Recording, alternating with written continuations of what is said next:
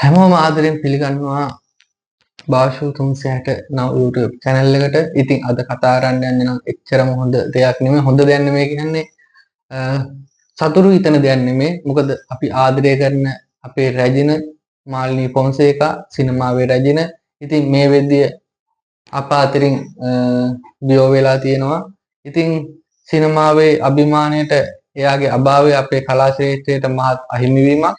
මාල්නී පොන්සේකා මහත්මිය 1947 අප්‍රේල් 20 වෙනි දින කැලණියේ උපත ලබනවා. ඉතින් 1968 දී පුංචි බබා චිත්‍රපටයෙන් සිනමා ශ්‍රේෂ්ඨයට පිවිසෙන ඇයගේ විශිෂ්ට රංගනයන් වලට ඇය දායක වෙනවා. ඒ තමයි තුෂාරා, ආරාධනා, යසයිසුරු, වැකන්ද වලව්ව වැනි චිත්‍රපට හරහා අපේ සිනමා ඉතිහාසයේ අමතක නොවන සන්ධිස්ථාන කිහිපයක් ඇය තියන්න සමත් වෙනවා.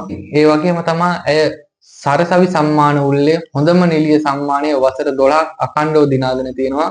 2010 දී CNN විසින් ආසියාවේ විශිෂ්ටම නිළියන් 25 දෙනා අතරට ඇයගේ නම ඇතුළත් වෙලා තියෙනවා. ඉතින් කලාව වේදී පමණක් නෙමෙයි ඇයගේ සාමාන්‍ය ජීවිතයත් ඇය සරල විදියට ගත කරපු කෙනෙක්. කලාවට අමතරව ඇය තවත් සේවාවන් කීපයක්ම රට වෙනුවෙන් කරලා තියෙනවා. පාර්ලිමේන්තුවේ ඇයගේ භූමිකාව, ඒ වගේම ජනතා කටයුතු වලට උදව් කිරීම කියන මේ වගේ නොයෙක් දේවල් වල ඇය විශිෂ්ට චරිතයක් බවට පත් වුණා. අන්න ඒකයි ඇයට තව කෙනෙක් සම කරන්න අපිට බැරි. ඉතින් මෑතකදී රෝග තත්ත්වයක් හේතුවෙන් රෝහල්ගත වී ඉඳලා තමයි ඇය නැතුනේ. මම දන්න කරුණු වලට අනුව මම නිවැරදි නම්.